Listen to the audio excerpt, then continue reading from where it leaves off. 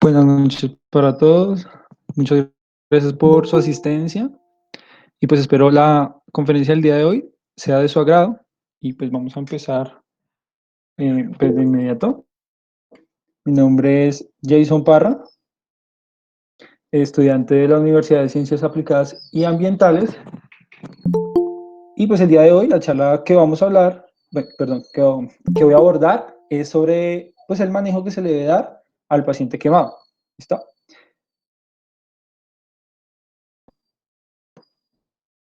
Bien, entonces, para empezar, vamos a definir qué son las quemaduras. Las quemaduras son lesiones producidas en tejidos los cuales pues están vivos debido a acciones de diferentes agentes. Entonces pues podemos encontrar quemaduras por llamas, quemaduras por líquidos calientes o por sólidos calientes, también quemaduras por radiación, como lo son las quemaduras por el sol, y encontramos también quemaduras por corriente eléctrica, quemaduras por frío y quemadura por agentes químicos. Entonces, pues aquí lo importante es que la quemadura pues va a variar, el efecto, lo que va a provocar puede ser desde un eritema y algo leve hasta la destrucción total de todas las estructuras, tanto de la piel como de tejidos cercanos, donde se generó la lesión. Entonces, pues unos datos cortos que nos da la Organización Mundial de la Salud. Entonces encontramos que las quemaduras ocasionan aproximadamente 180.000 muertes al año, ¿listo? Y que en su gran mayoría pues tienen lugar en países de ingresos bajos e ingresos medianos, que se producen mayormente en el ámbito doméstico y laboral, ¿sí? Entonces, de aquí, partiendo de este punto, pues, aunque más adelante voy a hacer énfasis, la atención prehospitalaria que se le dé o los primeros auxilios que se le den a estas lesiones, pues entonces van a definir también un poco ese pronóstico. Entonces, por eso es muy importante conocer por lo menos los primeros auxilios.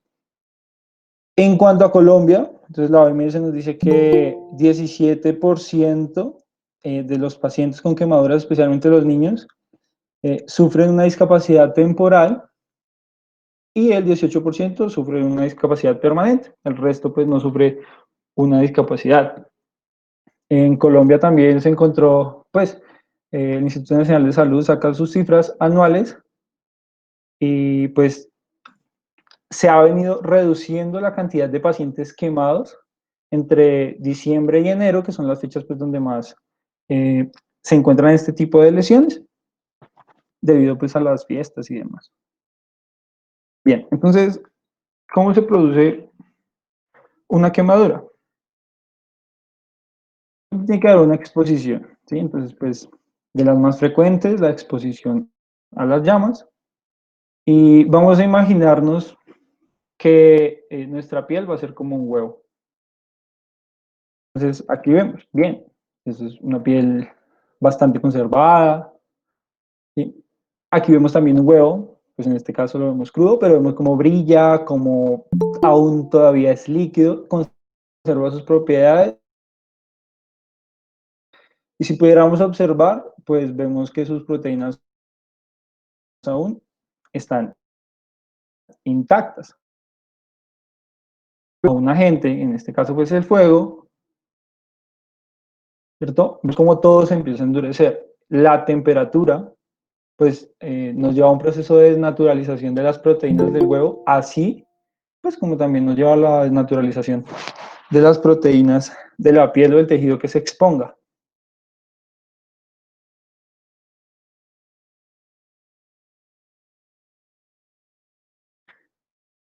Luego pues aquí como un huevo quieto, pero ya vemos un huevo un poco más sólido, eh, que ciertamente se ha expuesto más tiempo.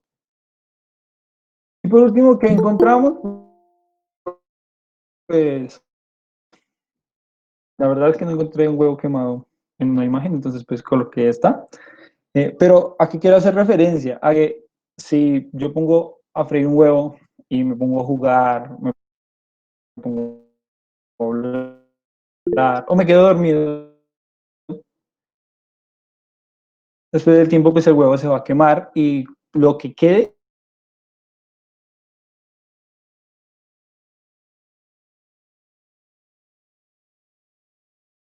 no va a ser como muy vistoso, no, muy gustoso a la vista. Vamos a tener que la exposición tanto de la gente para el tipo de quemadura. Entonces, ¿cómo vamos a clasificarla por extensión? Entonces, el primer método que tenemos es el método de la superficie de la palma. Entonces, ¿qué quiere decir esto? La superficie de la palma del paciente, no la mía. ¿Sí? Entonces, aquí, como vemos, eh, la palma, solo la palma, sin los dedos, representa el 0.5% de la superficie corporal total de cada persona. ¿Sí?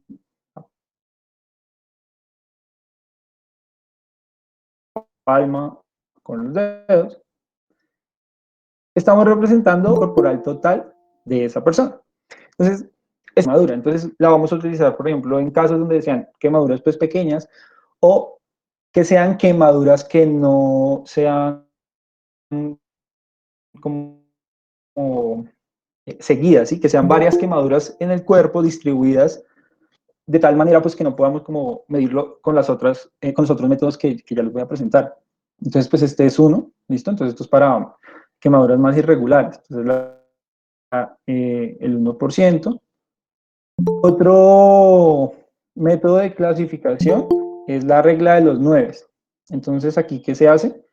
Se divide el cuerpo en partes, pues, anatómicas en múltiplos de 9, ¿listo? Esa es la única excepción, es el área genital, donde pues solamente es 1%, pero como ustedes ven, por lo general es 9. Entonces aquí vemos que empezando cefalocaudal, la cabeza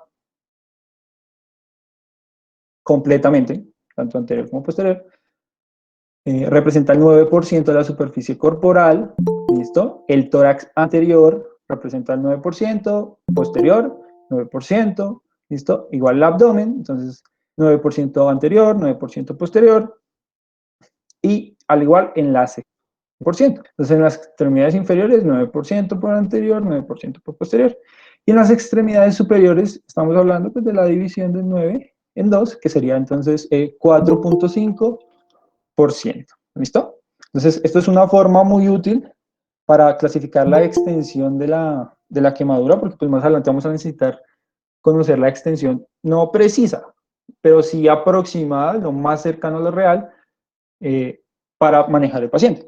Entonces, pues, por esa razón, esta la podemos utilizar en adultos, de hecho es la más usada en adultos, pero no es la más usada en menores de 14 años. Entonces, en menores de 14 años se utiliza esta plantilla.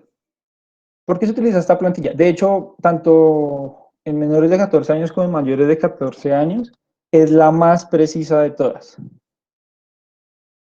¿Listo?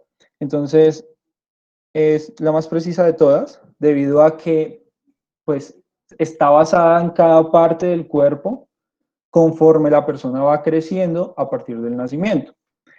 Entonces, pues hay unas partes del cuerpo que como ustedes ven acá, las que están en negrilla, esas son las que tienen realmente la diferencia, ¿sí? Las que no están en negrilla son, a lo largo de la vida, pues no cambia la representación, ¿listo? El porcentaje. Entonces, por ejemplo, podríamos sumar, ¿listo? En un paciente entre 1 y 4 años, cada una. Entonces, que la cabeza, que el cuello, y que la parte anterior del tronco, que la parte posterior del tronco, que el glúteo, bueno, la nalga derecha o izquierda, el área genital. Entonces, pues ahí nos vamos dando cuenta que al sumarlas todas, pues nos va a dar 100. ¿Listo? Entonces, eso es lo importante tener en cuenta. La plantilla, pues no se usa tanto en el área extrahospitalaria, realmente la que se usa en el área extrahospitalaria es la regla de los 9, porque pues es mucho más rápida, pero esta es mucho más precisa.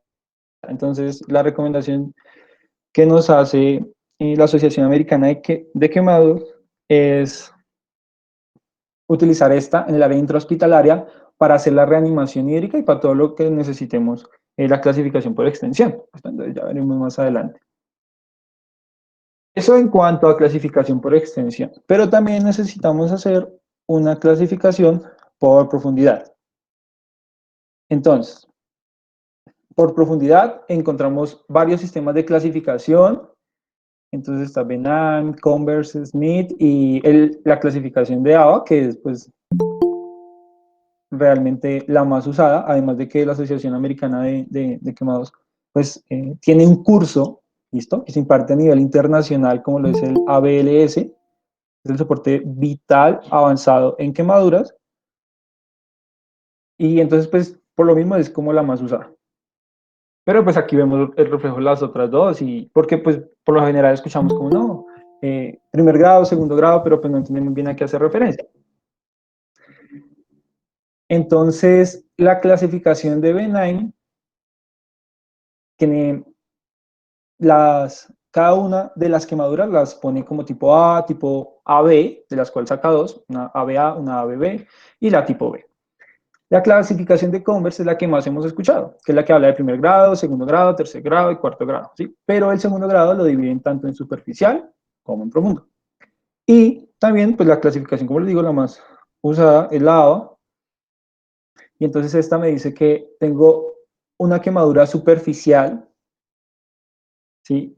Una quemadura de espesor parcial, la cual voy a dividir en parcial superficial y parcial profundo, y una quemadura de espesor total, ¿listo? Y también pues añadió en su última revisión una lesión más profunda, la cual se asemeja a la cuarto grado del sistema de Compras. Entonces, aquí que vemos. Eh, ¿Qué estructura se está viendo realmente lesionada con la quemadura? Entonces, para el primer grado o superficial, vemos que solamente se lesiona la epidermis. Para el segundo grado o espesor superficial parcial, epidermis y solamente la parte de la dermis papilar. Ya ahorita lo vemos en una imagen. Para el espesor parcial profundo, vemos epidermis, dermis papilar y dermis reticular. Para el espesor total ya vemos tanto epidermis como dermis y pues la hipodermis. Y en la lesión más profunda o de cuarto grado, entonces todas las anteriores, más compromiso de tejido óseo y muscular. Entonces, la primera, la que estamos hablando de quemadura superficial, entonces vamos a pues evaluar tanto el aspecto, presencia o no de flictenas, presencia o no de dolor y qué sucede a la palpación.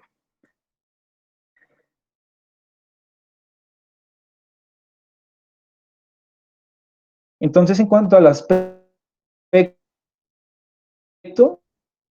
por lo general, estas tienen tema.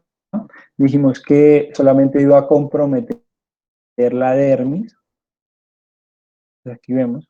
Presentan flictenas, ¿listo? Y hay presencia de dolor, ¿listo? Otra cosa importante es que no se va a tener en cuenta para determinar la extensión, ¿sí? Entonces, cuando, ¿sí? Por la plantilla, por la regla de los 9 o por la extensión de la palma, no vamos a tener en cuenta las zonas donde haya una quemadura superficial. Bien. Otra cosa importante es que a la palpación, esta, pues, no va a presentar, perdón, va a presentar, ¿listo? Bueno, se va a tornar algo pálida, ¿listo? A la palpación. La otra tipo de quemadura que encontramos es la de espesor parcial superficial. Entonces, pues, el aspecto aquí ya son un poco más húmedas El compromiso, como habíamos dicho, pues era de la epidermis y la dermis papilar. Va a presentar flictenas, ¿sí? De diferente, sí, flictenas que se pueden romper de inmediato, flictenas que van a presentar una tez como un poco más dura, ya ahorita hablaremos de las flictenas. Y algo que hay que resaltar en esta es que tiene aumento como de hipersensibilidad. Entonces el paciente va a sentir dolor, ¿sí?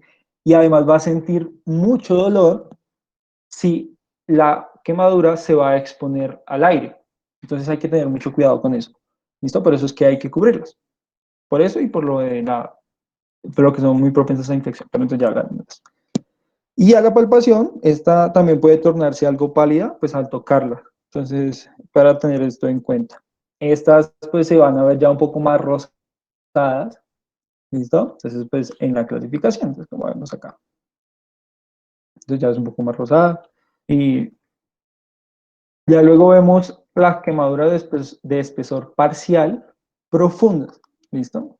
Entonces aquí habíamos dicho que compromete epidermis, dermis papilar, dermis reticular.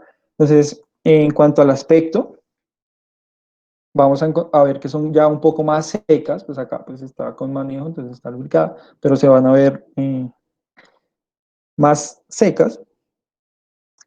Son menos dolorosas, ¿listo? Porque pues dentro de las estructuras que se lesionaron están las terminaciones nerviosas, ¿listo? Eh, las vamos a ver con ulceraciones, ¿listo? Bueno, acá no se ven mucho las ulceraciones. Y también vamos a tener en cuenta que el color ya no va a ser como un rojo, un rosado, sino que va a ser como salteado entre rosa y blanco. Entonces, eso es como la característica principal a tener en cuenta en ellas. Y otro importante es que no se van a tornar pálidas a la palpación y pues el dolor va a ser disminuido, casi que limitado. Las otras que vamos a encontrar son las quemaduras de espesor total. Entonces aquí dijimos que es epidermis, dermis, hipodermis, ¿sí? Pueden tener flictenas, pero no como tal la lesión, sino cerca de la lesión, pues porque es muy difícil uno encontrar toda la lesión en toda su extensión que sea de este grado, o sea, quemadura de espesor total. Es muy raro, ¿sí? El epicentro sí va a ser de espesor total, pero pues conforme se vaya alejando del sitio de la exposición, así también va a ir disminuyendo pues el grado. Entonces, flictenas pues alrededor, ¿no? Como vemos en esta parte. En cuanto al color, pues vamos a ver que es completamente o casi que blanco, si no está calcinado, si la ropa no se adherió, que ese es un problema pues bastante frecuente. La piel la vamos a ver seca. Eh, Ahí pueden ver ustedes en esta imagen, en la parte inferior derecha, cómo se ve blanca y se intenta ver como algo como poco cerosa. Entonces, ese tipo de heridas, ¿listo? Esas lesiones, estos traumas, que se clasifican como quemadura de espesor total. ¿Listo? Estos pacientes pues no van a sentir dolor y el tacto superficial tampoco lo van a sentir. ¿Listo? Y otra característica importante es que estas eh, clasificaciones, este tipo de lesiones, perdón, conforme se vayan profundizando, van a ser menos elásticas. Y eso es un factor muy importante para más adelante cuando veamos que van a volverse o van a generar un efecto como torniquete. Entonces ya eso lo veremos más adelante. En cuanto al abordaje inicial de estos pacientes, entonces los primeros auxilios, en cuanto a quemaduras térmicas y quemaduras por radiación, ¿qué debemos hacer? Entonces, según la guía de primeros auxilios, la última guía que sacaron de la Cruz Roja Americana, entonces lo primero es enfriar con agua corriente fría, es decir, agua de la llave, ¿sí? Hasta el alivio del dolor. Eso es muy importante porque eh, cuando midamos los signos del paciente nos vamos a encontrar con los signos alterados y muchas veces son reflejo pues, del dolor. Entonces, controlar el dolor es de las primeras cosas que debemos hacer. Entonces, para controlar el dolor, a veces basta solamente con enfriar y con cubrir. ¿Listo? Entonces, luego hay que cubrir sin apretar con un apósito estéril si es lo que se tiene y si no, pues alejar las corrientes de aire. Así para los dos tipos, tanto para térmicas como por radiación. Entonces aquí vemos cómo se expone al agua, ¿sí? Se enfría y luego cómo se cubre. En cuanto a las quemaduras químicas, entonces, si el químico es seco, la idea es hacer como una especie de barrido, ¿sí? Entonces se coloca guantes, se toma un apósito estéril si se tiene una toalla limpia y en forma de barrido se retira lo más que se pueda. Luego se retira la ropa, ¿listo? Y se debe lavar por más tiempo que las anteriores. Entonces estamos hablando de 20 a 30 minutos. ¿Listo? Y el agua debe estar a presión. Es importante que si el químico cae sobre el ojo, entonces el ojo se debe colocar en una posición en la cual el ojo infectado, expuesto, perdón, debe estar inferior al otro ojo, pues para evitar que el químico pase de un ojo al otro. ¿Qué es lo que no se debe hacer? ¿Qué es lo que debemos tener en cuenta para enseñar a las demás personas y nosotros mismos? Entonces, no aplicar hielo ni agua helada, ¿sí? Porque cuando se genera este tipo de frío, igual lo vamos a ver cuando los pacientes quemados por lo general tienden a hacer hipotermia. Entonces, esa hipotermia lo va a llevar a una hipoperfusión y esa hipoperfusión va a hacer que la quemadura se extienda. Entonces, la quemadura tiene una zona, ya está, vamos a ver, y eso se va a extender. Entonces, por eso es importante no aplicar hielo, no aplicar agua, no retirar en el área extrahospitalaria la ropa que esté pegada a la superficie la cual se quemó y mucho menos reventar las clitenas. ¿Listo?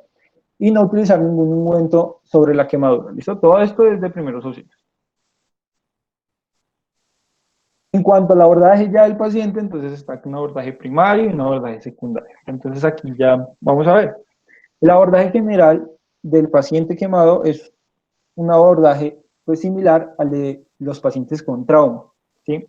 ¿Por qué? Pues porque hace parte dentro de las medidas de trauma y siempre en trauma en general, aunque ya pues después se hablará de trauma, se va a seguir esa mnemotecnia, el ABCDE del trauma.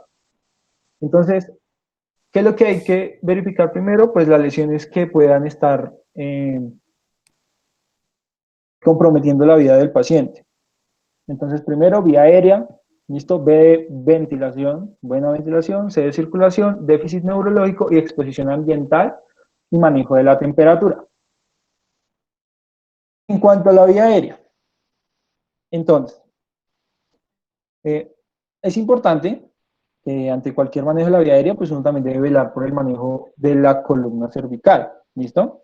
Entonces, dependiendo de la cinemática del trauma, entonces aquí es donde radica la importancia de hacer una buena historia clínica, preguntar cómo fue la cinemática del trauma, si el paciente que llega quemado fue por un automóvil después de un accidente de tránsito, o si estaba en un segundo piso, tercer piso, y se incendió el apartamento y decidió lanzarse. Entonces, eso es importante también tenerlo en cuenta. O si rodó por las escaleras. Entonces, primero, inmovilización cervical, ¿listo? Y luego, pues, utilizar las medidas como las que vemos acá, que son las del curso de ABLS, que nos recomienda la Asociación Americana de Quemados, que son las indicaciones para intubación rápida. ¿Sí? Entonces, si el paciente presenta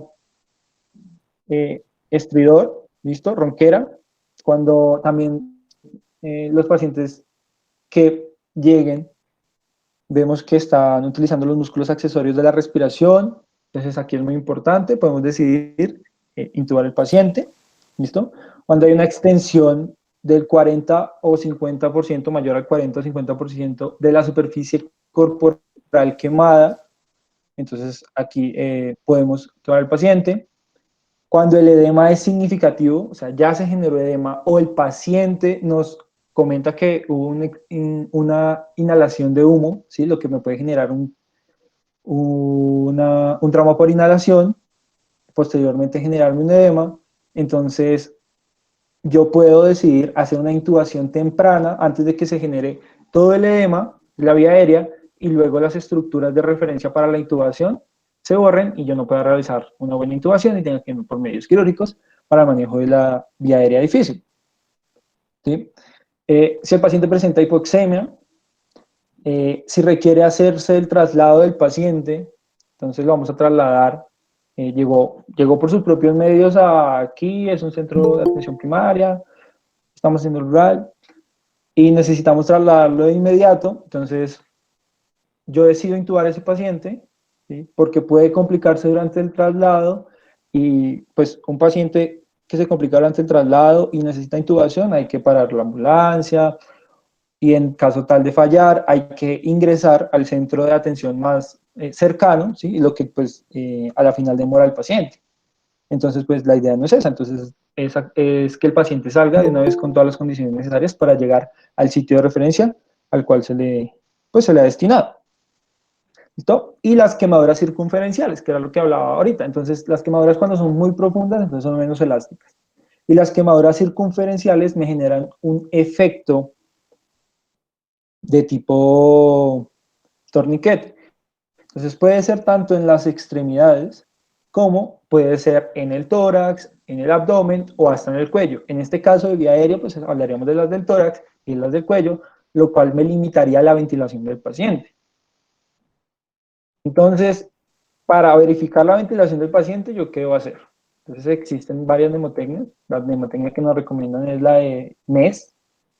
MES significa mirar, escuchar y sentir.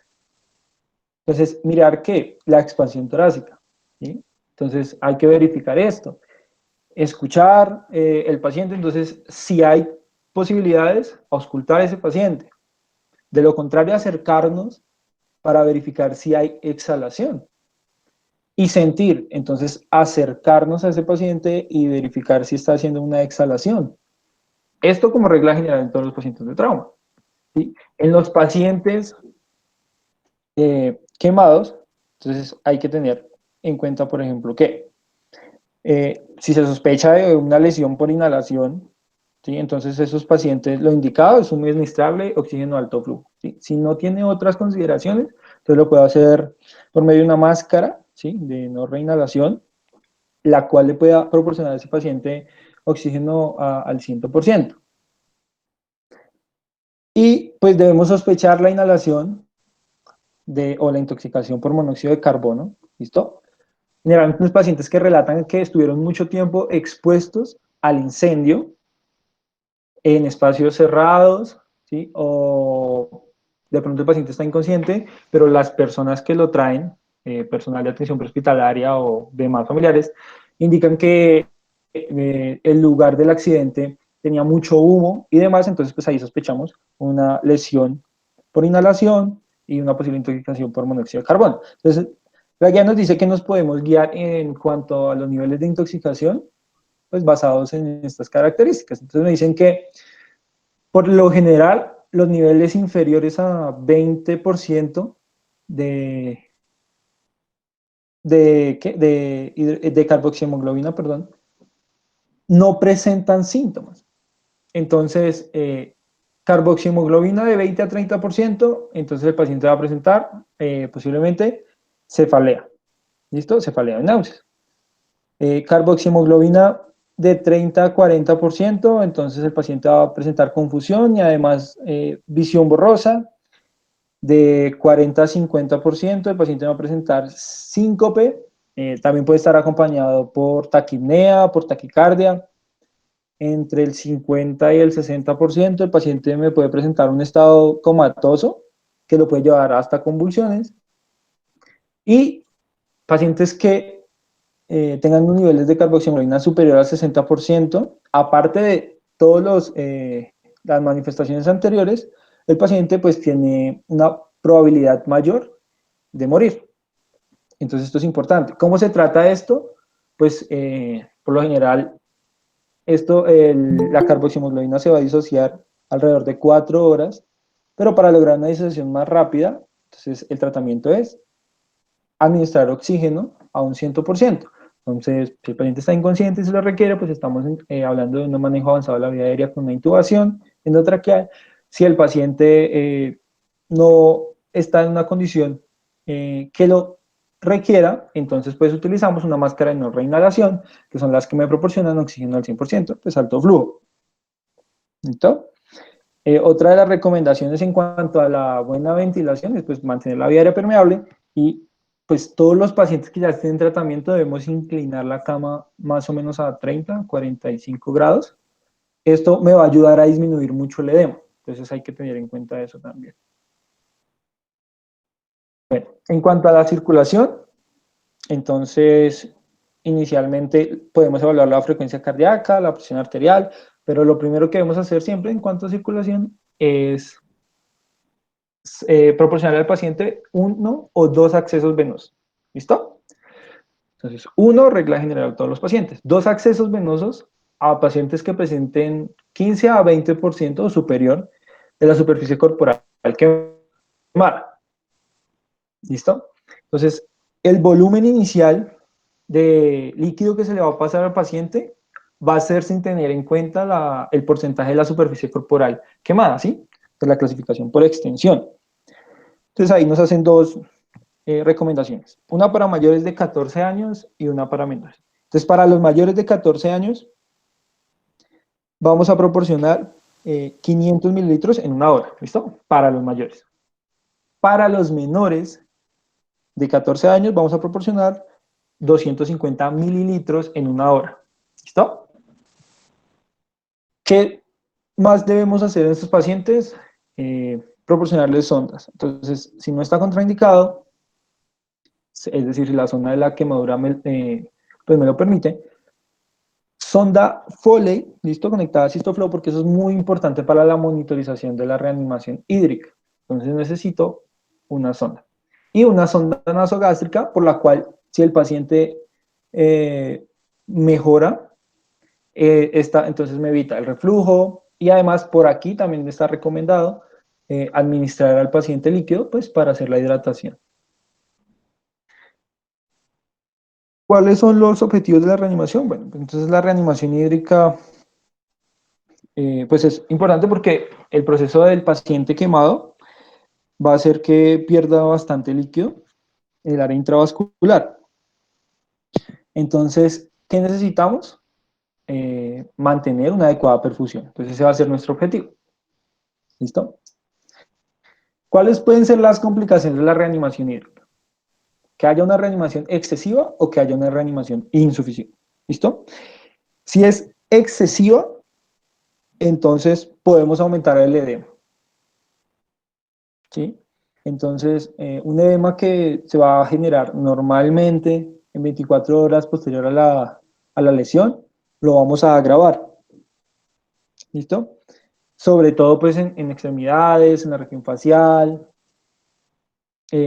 podemos generar un edema pulmonar, hasta un edema cerebral. Entonces, por eso es importante hacer un buen cálculo. Y dentro de la reanimación insuficiente, pues es que como este paciente está perdiendo tanto líquido, este paciente es propenso a ser un shock hipovolémico y con todas sus causas. Entonces, más adelante a una falla orgánica. Por eso es importante que la reanimación sea ni en exceso ni tampoco insuficiente. ¿Cómo se hace esta reanimación?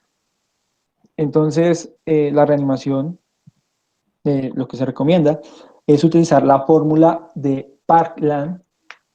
¿Y cómo se hace esta? Entonces se calcula lo que necesita el paciente en 24 horas. Entonces en pacientes adultos, 4 mililitros por porcentaje de superficie corporal quemada por el peso en kilogramos.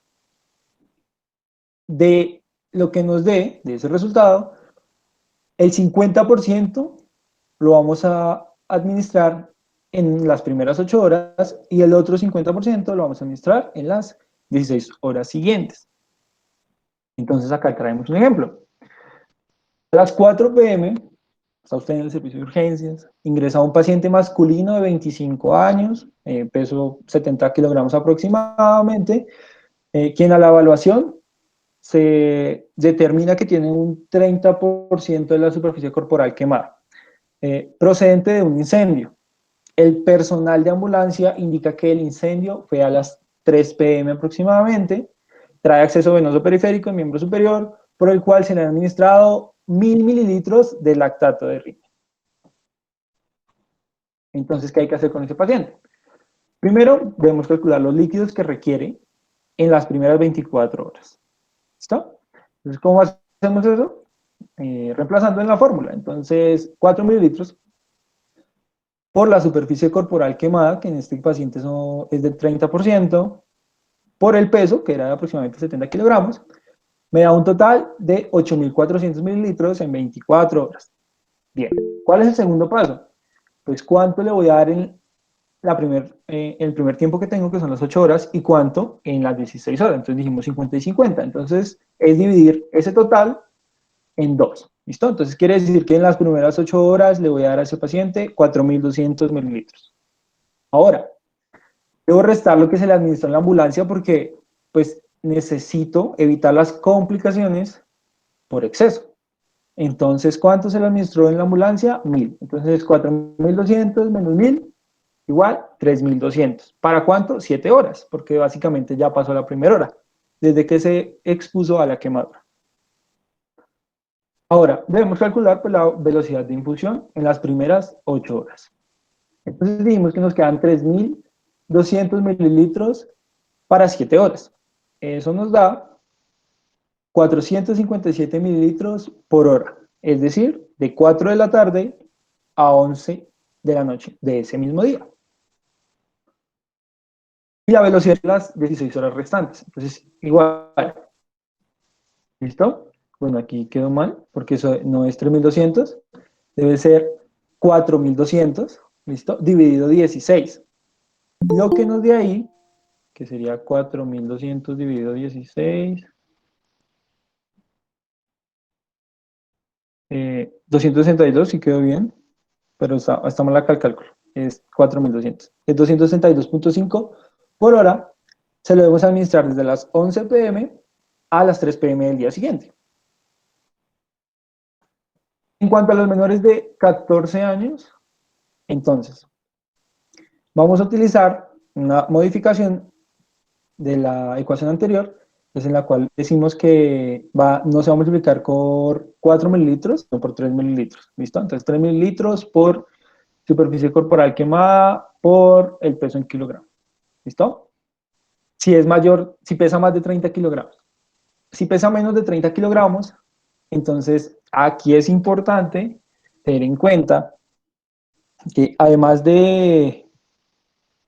pues de requerir la reanimación hídrica, también tiene otros requisitos. Por ejemplo, glucosa. ¿Listo? Entonces, las reservas de glucógeno del hígado de estos pacientes se van a acabar mucho más rápido.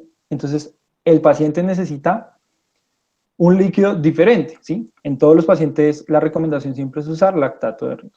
Pero en este paciente, menor de 30 kilogramos, vamos a hacer una mezcla de, puede ser 50 y 50 de lactato de Ringer y dextrosa en agua destilada al 5%. Y la fórmula que vamos a utilizar es la fórmula 4-2-1. ¿Qué quiere decir esta fórmula? Pues entonces que 4 mililitros por kilogramo por hora para los primeros 10 kilogramos del peso del paciente. 2 mililitros para los segundos 10 kilogramos y 1 mililitro para los kilogramos restantes. Por ejemplo, un paciente que pesa 29 kilogramos, entonces 4 por 10 me va a dar 40, 2 por 10 me va a dar 20 y 1 por 9, que son los kilogramos restantes, me va a dar 9. Sumando todo eso me da 69 y eso es lo que le debo pasar a ese paciente en mililitros por hora. ¿Listo? ¿De qué? De dextrosa en agua destilada más lactato de riñón. ¿Cómo monitorizo todo esto? Entonces, la monitorización, como ya les había adelantado, se va a hacer con el gasto urinario. Entonces, la recomendación general es, todo paciente que pese más de 30 kilogramos, el objetivo del gasto urinario va a ser de 0.5 mililitros por kilogramo hora. ¿Listo? Entonces estamos hablando que un adulto va a ser como de 30 a 50. Y en los menores de 30 años, perdón, de 30 kilogramos, el objetivo va a ser de 1 mililitro por kilogramo hora. ¿Listo? Ese va a ser el objetivo. Entonces, eso, ¿cuándo se debe monitorizar? Cada hora. ¿Sí? No es que dentro de 3 horas, no, cada hora se debe monitorizar. ¿Listo? Y dependiendo, pues podemos reducir o aumentar en una cuarta parte de lo que le estamos administrando. Si le estamos administrando 1 litro, por decir, entonces serían 250 mililitros, se le aumentan o se le disminuye. La D es de déficit neurológico o deformidades evidentes. Entonces, la recomendación es utilizar la escala de Glasgow, que ya todos la conocemos, ¿no? Que me va a evaluar 3 aspectos importantes: la apertura ocular, la respuesta verbal, la respuesta motora. Y el otro punto del trauma es las deformidades. Entonces, evaluar que el paciente no presente alguna lesión concomitante a la quemadura. Eso es muy importante porque pues, nos sirve para más adelante los criterios de remisión del paciente. En cuanto a la de exposición ambiental y la temperatura, entonces es importante aquí retirar toda la ropa del paciente. ¿Listo? O sea, desnudar completamente al paciente. Debemos examinar si hay más lesiones asociadas que no hayamos visto. Y pues mantener un ambiente cálido. ¿Listo? Porque pues como les digo, el paciente va pues, a tirar a hacer hipotermia. Entonces no podemos permitirlo. Entonces la idea es que primero detener el proceso de quemado. ¿Listo? Entonces, eso lo vamos a hacer retirando todo. Entonces, que hay que retirar la ropa, las joyas y todos los elementos que puedan generar una lesión en el paciente. Listo, relojes y demás, porque como luego de esto va a venir el edema, entonces necesitamos limitar una complicación como lo es el síndrome compartimental. Entonces, esto es importante tenerlo en cuenta. ¿Listo? Y en caso de que la ropa esté adherida, no se va a retirar a la fuerza. ¿Listo? Eso ya es un manejo quirúrgico, entonces eso no lo tenemos que hacer nosotros como abordaje inicial. ¿Listo?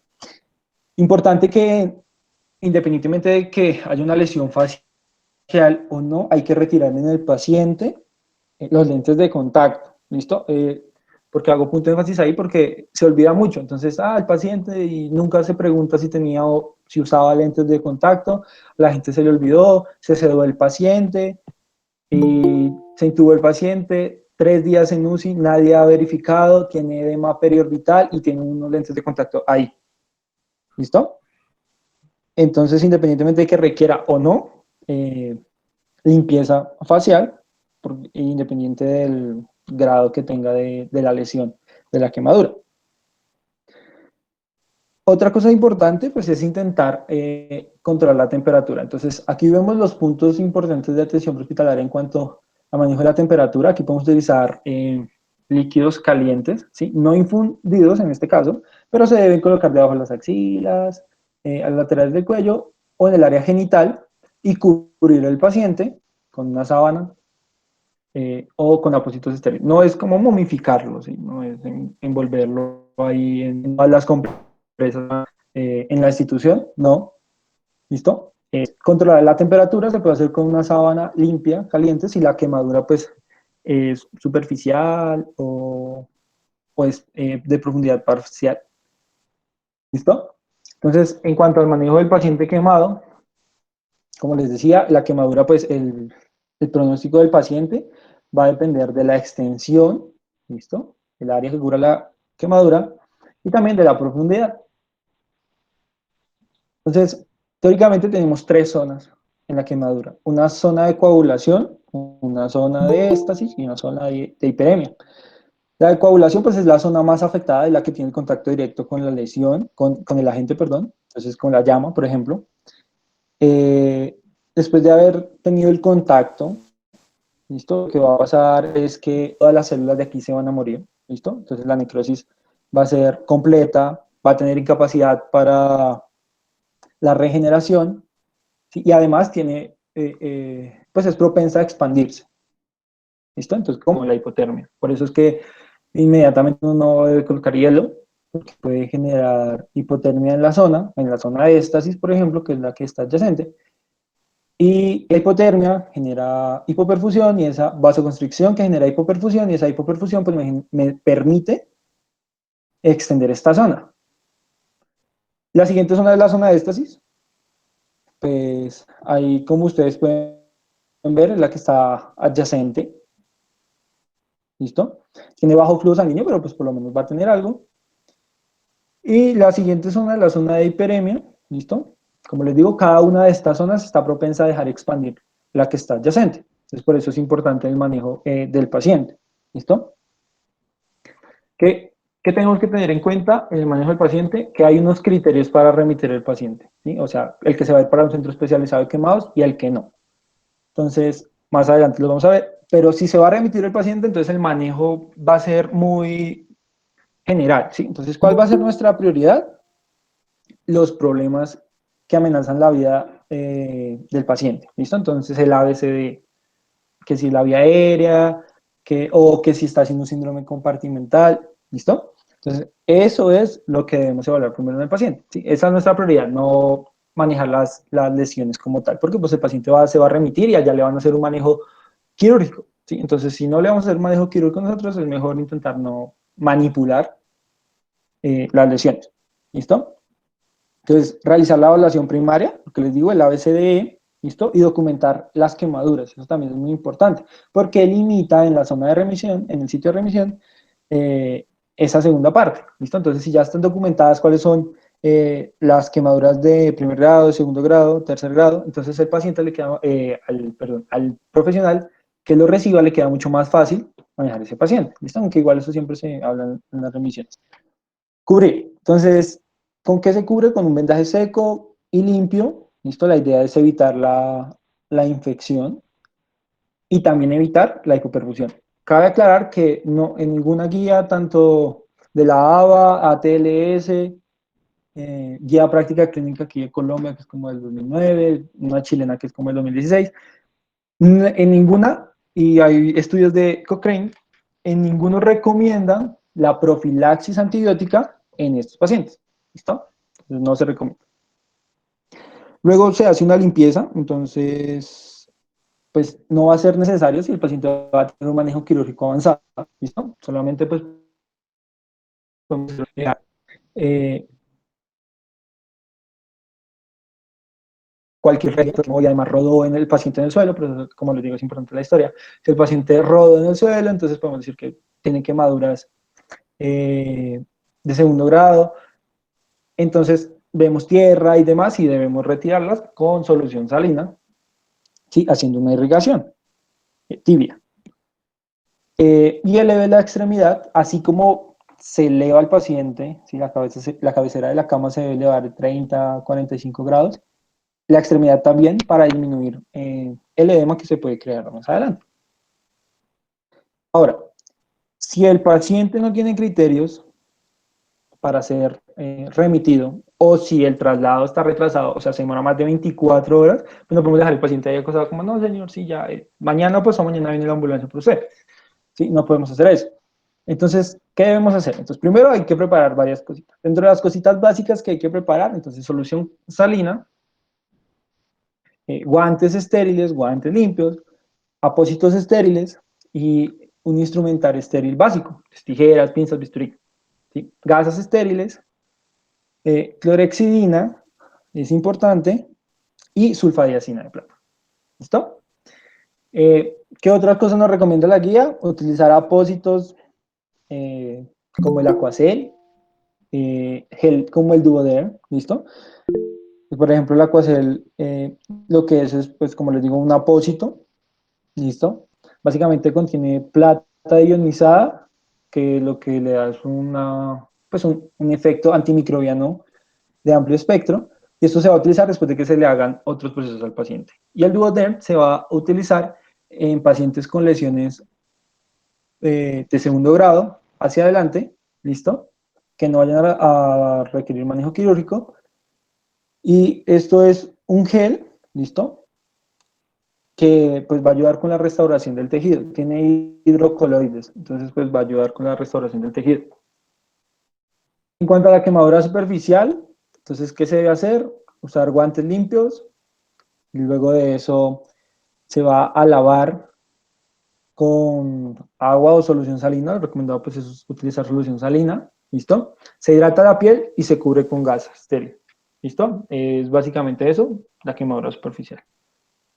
En cuanto a las quemaduras de espesor parcial, tanto superficial como profundo, ¿listo? Entonces, previa analgesia. Entonces, ¿qué podemos utilizar para la analgesia si la vía ya no está comprometida? Entonces, podemos utilizar opioides, ¿listo? Que es lo que recomendamos la guía, especialmente morfina. Debemos intentar realizar ansiolisis. ¿Y cómo pues generamos esta ansiolisis? La guía recomienda pues utilizar la combinación de opioides benzodiazepinas. Es la mejor recomendación que se tiene. Utilizar guantes estériles, ¿listo? Y lo primero que se va a hacer es limpiar. Entonces, ¿cómo se va a hacer ese proceso de limpieza si no tiene flictenas? Entonces, ese proceso de limpieza se va a hacer, primero que todo, poniendo encima perdón, esparciendo clorexidina, y luego de esta se debe lavar con solución salina abundante hasta que caiga todo. ¿Listo? ¿Para qué? Pues para evitar la infección y retirar todo el tejido, ¿sí? Y demás elementos que estén ahí en la lesión. Si el paciente tiene flictenas, pues debemos verificar cómo es la flictena. Si la flictena es íntegra y se ve algo gruesa, nada frágil y el contenido es claro y mide menos de 1 centímetro, esta se va a punzar y se va a drenar y ya lo que se va a hacer con ella. Si la flictena es íntegra, es mucho más grande y el contenido pues es claro o turbio, ¿qué se va a hacer? Se va a proceder a hacer una debridación. Si la flictena ya está rota, pues igual debridación, o si es frágil o el contenido es turbio, se va a debridar. ¿Listo? Entonces, la debridación, hay varios tipos. El tipo pues más recomendado siempre es el paciente, primero que el paciente esté bajo eh, analgesia, ¿listo? Y se debe realizar con todos los protocolos estériles. Entonces, ahí las recomendaciones siempre que se hacen es retirar primero por mecanismo de irrigación, luego de irrigar, tomar las partes de la piel sin alarlas y cortarlas lo más al borde que se pueda. ¿Listo? Como les digo, es para este tipo de quemaduras. Las quemaduras de espesor total o lesiones profundas son manejo netamente quirúrgico. Entonces, ¿cuáles son esos pacientes que se deben remitir? Entonces, los pacientes que se deben remitir son los que tienen quemaduras de espesor parcial que comprometen más del 10% de la superficie corporal quemada. Hay unas zonas especiales y estas siempre se deben remitir porque tienen que ser valoradas por cirugía plástica, como lo son la cara, las manos, los pies, los genitales y algunas articulaciones en cuanto al aspecto estético, ¿listo? Como lo son la articulación del codo, la articulación de la muñeca, y en cuanto al aspecto funcional, como lo son la articulación de la rodilla y la articulación del tobillo. Espesor total en cualquier edad, ¿listo? Entonces, como les digo, eso es un manejo netamente quirúrgico, entonces tienen que irse con interconsulta. Todas las quemaduras eléctricas, incluyendo las lesiones por rayos, ¿sí? Entonces, ¿por qué? ¿Qué pasa con las quemaduras eléctricas? Las quemaduras eléctricas debemos siempre en un paciente con historia de una quemadura eléctrica buscar el sitio de entrada y el sitio de salida. Por lo general, el sitio de salida es el más grande, el que está más lesionado y demás. ¿Sí? Entonces, estos pacientes pues se deben remitir porque por lo general van a requerir una fasciotomía y esa fasciotomía se debe hacer de manera quirúrgica. ¿Sí? Los pacientes que necesitan una escarectomía, que es romper toda la piel, ¿sí? Sin romper la fascia, son los pacientes que tienen una lesión de forma de torniquete, como les explicaba, en las extremidades o en el tórax. Y eso pues también se debe hacer un manejo quirúrgico.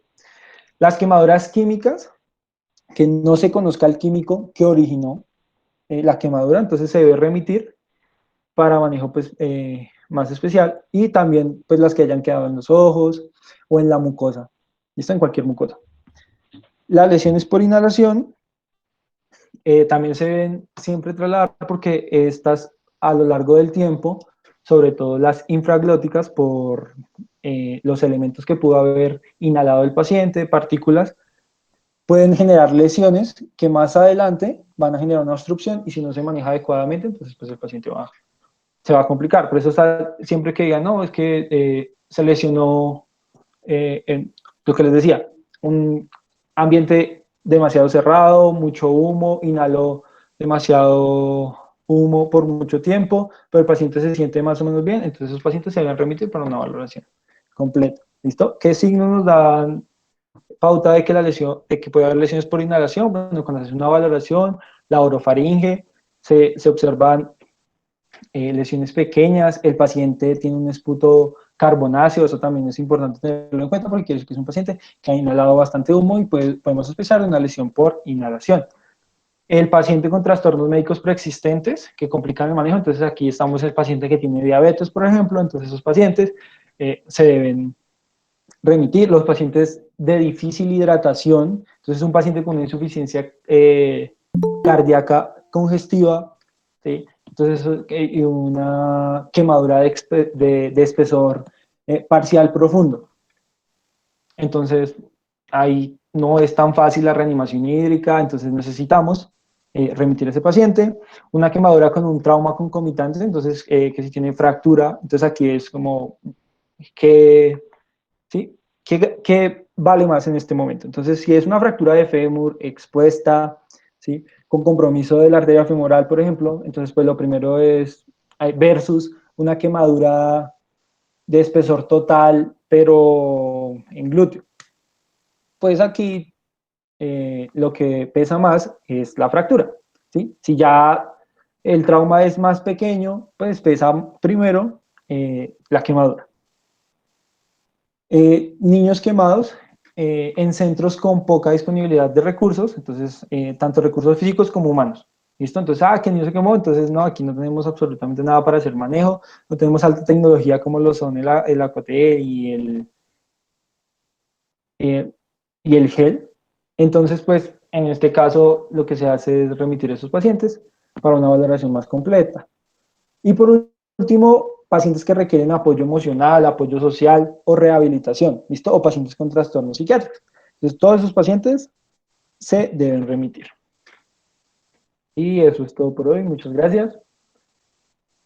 Espero les haya gustado la charla y cualquier cosa ahí en el chat, preguntas, dudas, inquietudes.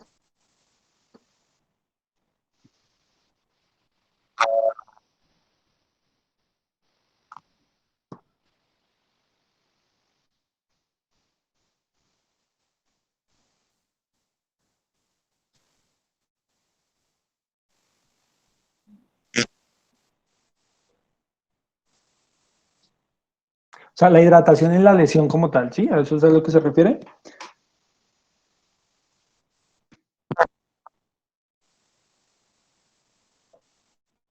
Bueno, bien. Entonces, las hidrataciones de las superficiales, la recomendación ahí era hacerlo con vaselina. Y la recomendación de las demás, menos las de espesor total, porque son de manejo quirúrgico, se puede hacer con la misma Duoder, ¿sí? Porque pues ese es un gel, entonces ella genera la hidratación. Eso, imagínense que va a ser como de un grosor de 5 milímetros. Cuando se adhiere a la piel del paciente, cuando se retira, queda de menos de 1 milímetro, porque pues es un gel en forma de apósito que se va absorbiendo y él mismo va hidratando y generando cicatrización.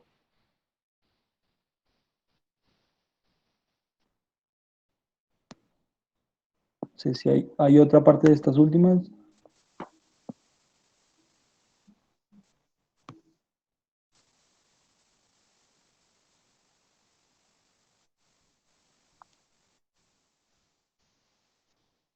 Vale.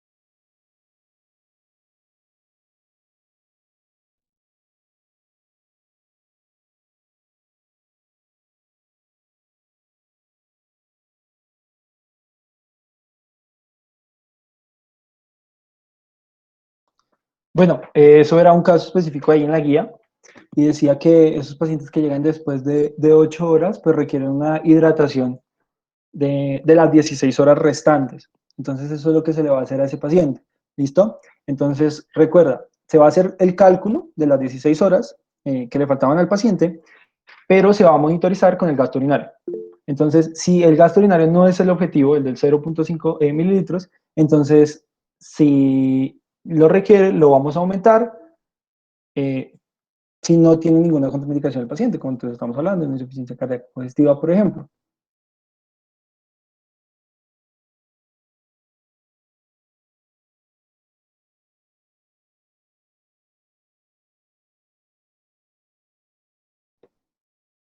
Aquí otra.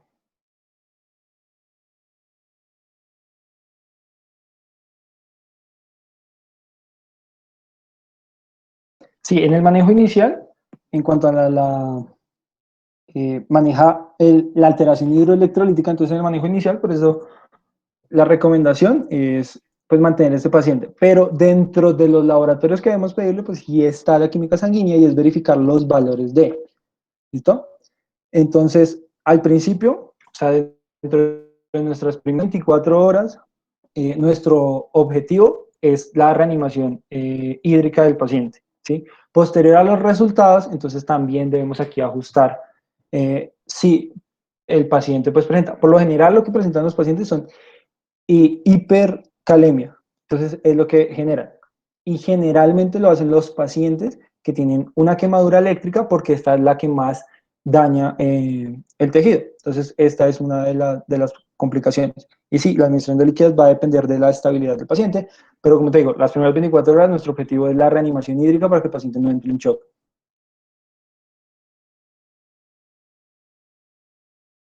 Ah, bueno, la combinación del lactato con dextrosa es para los pacientes menores de 30 años, de 30 años, perdón, de menos de 30 kilogramos, ¿sí? Entonces, pues recordamos que esos pacientes, pues, van a requerir glucosa de manera, pues, igual, básicamente, pero las reservas de glucógeno en ellos se van a acabar de una manera mucho más rápida, ¿sí? Entonces, por ende, necesitamos suplir rápidamente los niveles de glucosa en sangre de ese paciente para que el paciente pues no nos haga una hipoglicemia y luego pues nosotros haciendo una reanimación hídrica con un paciente que está en hipoglicemia.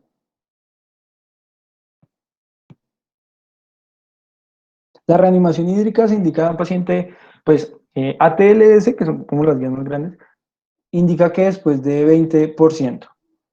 Y la guía de la ABA, el ABLS, indica que después del 15%, entonces podemos decir que entre 15 y 20% superior a este, vamos a hacer una reanimación hídrica del paciente.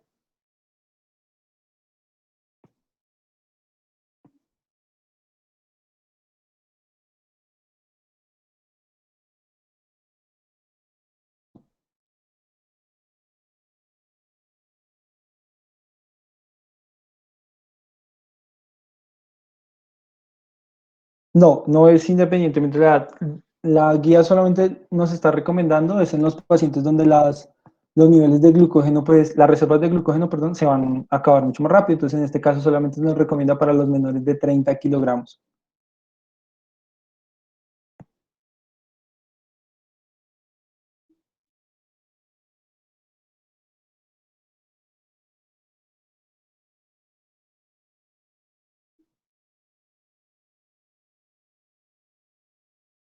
¿Alguna otra pregunta?